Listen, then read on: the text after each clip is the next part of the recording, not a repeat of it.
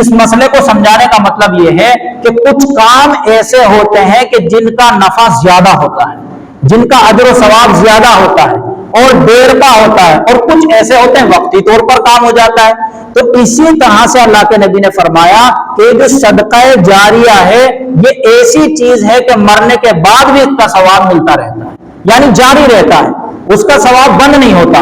اب اسی صدقہ جاریہ کی ایک قسم ہے وقف، یعنی اگر کسی انسان نے مسجد کے لیے، مدرسے کے لیے، یتیم خانے کے لیے یا دینی کوئی ضرورت کے لیے کوئی زمین وقف کر دی یا کوئی دکان وقف کر دی یا کچھ بھی کر دیا، اس نے وقف کر دیا، تو وہ بھی اسلام کے اندر ایک بڑی اہمیت کا حامل ہے۔ اب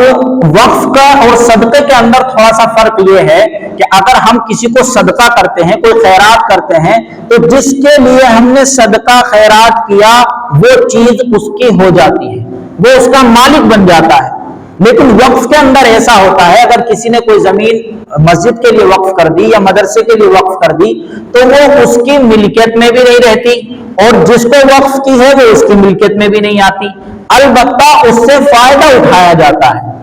اگر مدرسے کے لیے کسی نے زمین وقف کر دی تو اس میں بچے پڑھیں گے، طلبہ پڑھیں گے اس میں، اور یہ سلسلہ چلتا رہے گا۔ لیکن جس نے وقف کی ہے ایسا نہیں وہ اس کا مالک رہے گا، وہ اس کا مالک نہیں رہے گا، یا ایسا نہیں ہے کہ کسی کے نام اگر کرائی ہے وقف کی زمین تو وہ اس کا مالک بن گیا، یعنی متولی بھی اس کا مالک نہیں بنتا ہے اور جو دے رہا ہے وہ بھی اس کا مالک نہیں رہتا ہے، بلکہ جس چیز کے لیے اس کو وقف کیا گیا ہے بس اسی سے وہ فائدہ اٹھایا جاتا ہے۔ تو اسی طرح سے اس ہندوستان کے اندر ہماری بہت ساری اراضی اور جائیداد وقف کی ہیں، پورے ہندوستان کے اندر کروڑوں اربوں کی جائیداد مسلمانوں کے پاس ہیں، اور وہ کیسے آئی؟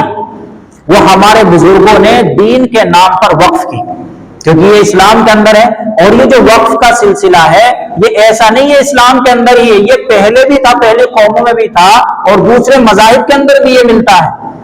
جب اسلام نہیں آیا تھا اس وقت بھی کفار و مشرکین بیت اللہ کے لیے نذر و نیاز کرتے تھے، نذرانے پیش کرتے تھے بیت اللہ کے لیے۔ اسی طرح سے انجیل کے اندر ہے کہ وہ بھی نذرانے پیش کرتے تھے، عیسائیوں کے لیے یہاں بھی ہے، اسی طرح غیر مسلموں میں بھی ہے، چاہے وہ کوئی چیز بھی بھیٹ چڑھاتے ہیں، کچھ بھی کرتے ہوں، وقف کر دیتے ہیں وہ اپنے بتوں کے نام پر۔ اسی طرح سے اسلام کے اندر ہے، لیکن اسلام کے اندر اس کا دائرہ وسیع ہے، بہت بڑا ہے، کہ انسان صرف ایسا نہیں مسجد کے لیے ہی وقف کر سکتا ہے، مساجد کے لیے، مدارس کے لیے، خانقاہوں کے لیے، یتیموں کے لیے، بیواؤں کے لیے، طلاق یافتہ خاتون کے لیے، اسی طرح تیمارداروں کے لیے، حتیٰ کہ جانوروں اور چرند پرندوں کے لیے بھی، چارے کے لیے بھی زمینوں کو وقف کیا ہے ہمارے بزرگوں نے، اور وہ ساری اراضی آج وقف بورڈ کے پاس موجود ہے۔ اور جس وقت یہ برطانیہ کی جو حکومت تھی، انگریز جب یہاں آئے تھے ہندوستان کے اندر، تو اس وقت انہوں نے بہت ساری جائیدادیں ہڑپ لی تھی، وہ تو نکل گئی مسلمانوں کے ہاتھ سے، لیکن 50% پھر بھی باقی تھی۔ اب ان کے بارے میں کوئی قانون نہیں تھا۔ سب سے پہلے جو وقف بورڈ کا قانون بنا وہ 1954 میں بنا،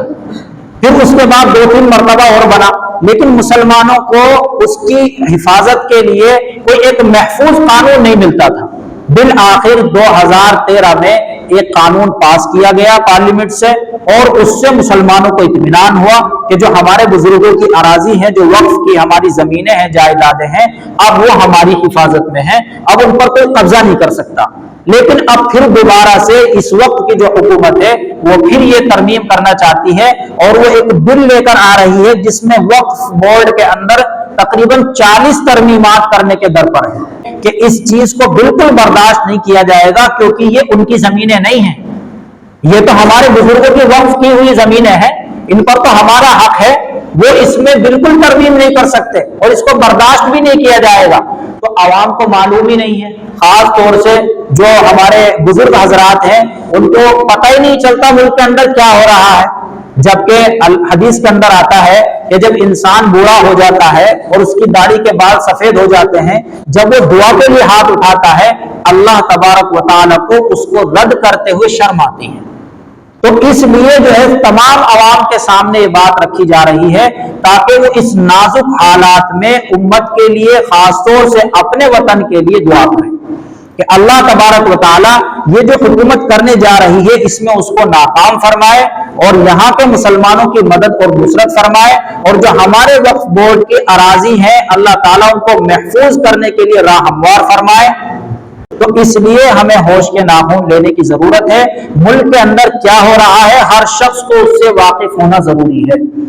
تاکہ ہم ان چیزوں سے واقف ہو کر اور اللہ کے سامنے شکوہ اور گلہ کریں۔ اللہ تبارک و تعالی ہمارے ملک کے اندر امن و امان پیدا فرمائے، اللہ تعالی مدد اور نصرت فرمائے، اور یہ جو مسلمانوں کے خلاف جو پروپیگنڈا ہو رہا ہے اس میں اللہ تعالیٰ ان کو بھرپور ناکامی عطا فرمائے اور مسلمانوں کو کامیابی عطا فرمائے۔ جو ہمارے اکابرین اس کے لیے جد و جہد کر رہے ہیں اللہ تعالیٰ ان کی ہمت اور حوصلے کو بلند فرمائے اور ان کو کامیابی عطا فرمائے۔ وآخر دعوانا الحمد للہ رب العالمین۔